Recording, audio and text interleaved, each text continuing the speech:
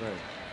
He came into office riding on a train from Philadelphia to Washington because that was the path of Lincoln. He is more akin to the Kennedy brothers than many. He's very lovable and likable and popular and beautiful. And his wife, the most beautiful black woman to be by his side with beautiful black children, that they have styled her as a chimpanzee. Oh man. So I'm concerned today of how this media will interpret the good thing that Tavis Smiley and all of us gathered at this table are here to do, which is to say to our brother president, think about us. Speak and use your bully pulpit to encourage people to give justice. Because Martin Luther King said, it is not your power that makes you great. It is a nation's righteousness that makes them great. Wow. And he said, how would you like to be remembered? He said, I want to be remembered as a drum major for justice. Yeah. And at this table, out of love for our brother, we are calling him to fight for justice for those deprived of it. Yeah. But if the racist element in this country, which is very strong, decide that if the health bill passes, Obama is winning. He's going past the Republicans now, but he's fighting with his own Democratic brethren who have been hamstringing him as well. He's walking a very tight rope with no safety net under it. Now, if the media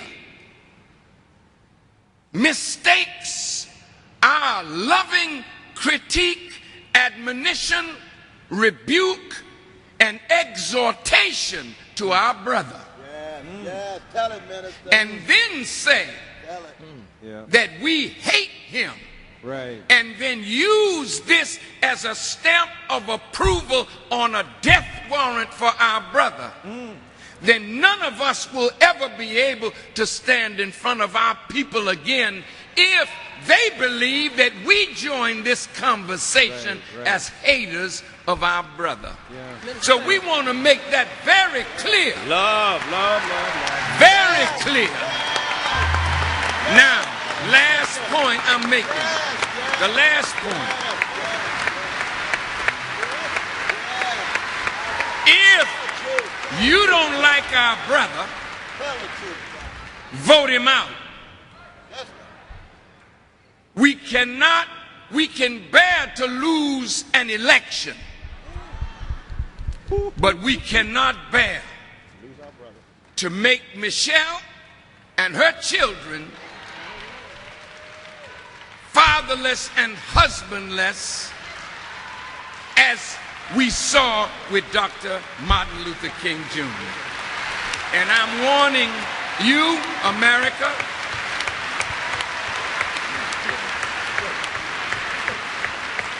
they got it on YouTube, should he be assassinated? That's right. And nobody's jumping on the preacher who's praying that God kills him. Right. See, this is real in America when you disturb the powers that run things. I'll close with this.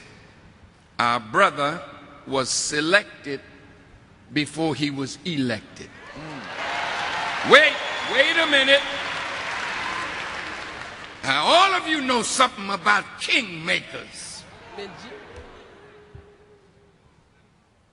When people in back rooms come to somebody who's popular, somebody who's intelligent, that don't speak with a Negro dialect,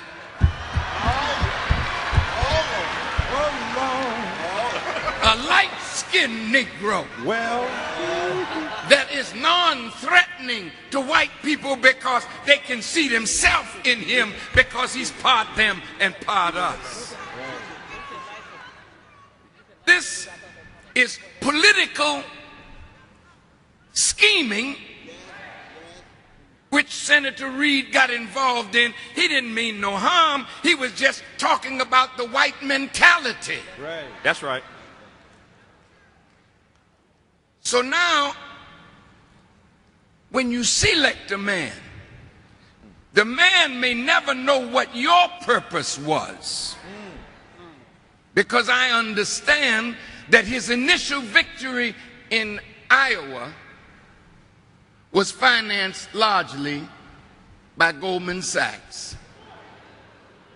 I don't know the truth. That's what I've read.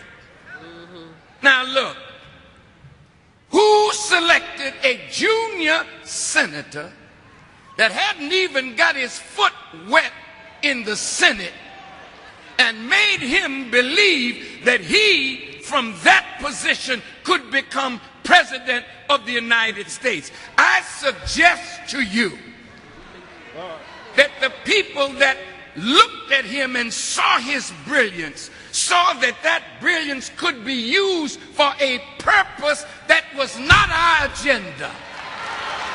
Now, I'm closing now.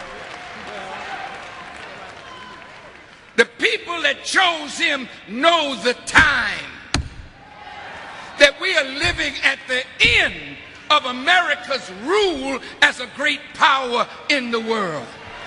Now you have to face it. She's bankrupt. What are you going to do when the dollar is worth nothing? They are printing money out of thin air to back these programs. So my brother may be disappointing some